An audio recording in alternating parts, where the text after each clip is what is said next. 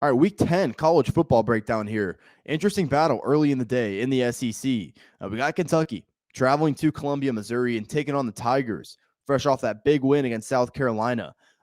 Kentucky was a 2.5 point favorite earlier in the week, down to just a 1 point favorite in this spot on the road. And the total has moved down as well to about 40.5. I think there's a lot of reasons to like this matchup for the Wildcats. First of all, this is clearly a run first team. You know, Chris Rodriguez Jr. is a guy that he's done a lot of good at Kentucky. Over 6 yards per carry last year, over 1,400 yards on the ground.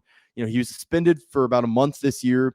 Seems like he's kind of, rounding into form. This is a Missouri defense that is really good at limiting explosive plays through the air. Give them credit for what they have in the secondary. I do think Chris Rodriguez should be able to run on this defense. I mean, if you remember last year, Missouri had one of the worst run defenses in the country. Not only the SEC, the country. I mean, they could not stop the run. I know they've improved probably slightly in that category.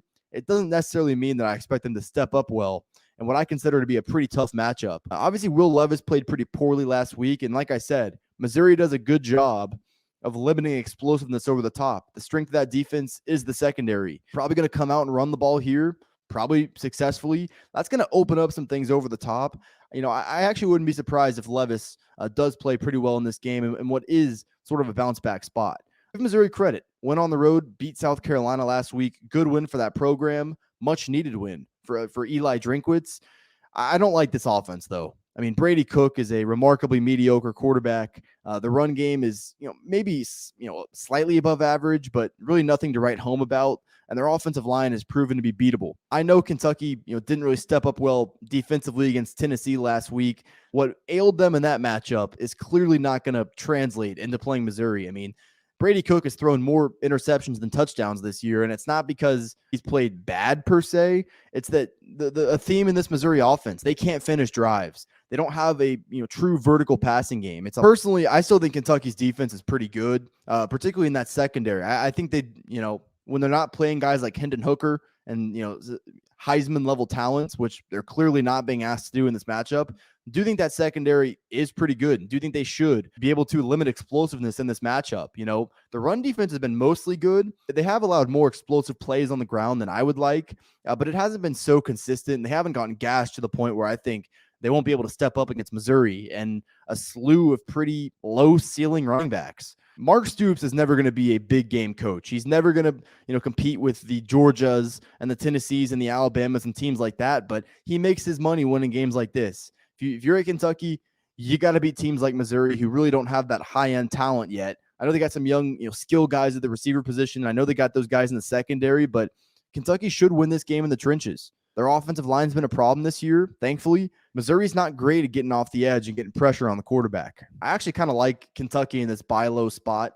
The sentiment on these teams couldn't be, further apart. Everybody's high on Missouri after seeing what they did last week at South Carolina, and, Kentucky got blown out on a national stage. I will say it's tough going on the road back-to-back weeks, but when you get blown out the way they did, I do think we'll get a pretty good response from Kentucky here. One thing I might advise doing in this game, I would isolate Kentucky in the first half. It's tough to close out games on the road, especially in this conference, and really just in power college football. It's a hard thing to do. One thing I've noticed, if you look at Mississippi State when they played LSU, if you look at Pitt last week against North Carolina, these teams playing their second straight road games often tend to fade off in the second half. I think we're going to get Kentucky's best shot early in this game. I don't really worry much about what Missouri has to punch back to where I'm really scared to go up against them. I think Kentucky will be able to establish the run, do what they want to do offensively. I'm recording this on Thursday. I'm not exactly sure if I'm going to get to the window with this as an official play, but my best look right now is towards Kentucky first half. Money line, if you had to pay 5 cents of extra juice, that's fine. I lean towards the under earlier in the week, but it's been bet down. 40.5. That's just too low for me to bet. I don't think we're getting incompetent offense necessarily on either side. I did bet the under in the Missouri game last week, but that was at 46, and they're playing South Carolina. Much different line, much different matchup. I don't really like that as much here. My best look in this game for sure is Kentucky first half money line. All right, before we get out of here, I know you see the shirt right here. Head over to proud90.com for all your golf apparel needs. Obviously, got very unique but comfortable polos with the colder weather coming. Great selection of hoodies and quarter zips. Go to proud90.com and browse their selection. If you see anything you like at checkout, use code FORDHAM. Going to get you 15% off your entire order. That's code Fordham at proud90.com is going to get you 15% off your order. Support me, support Proud90, proud90.com.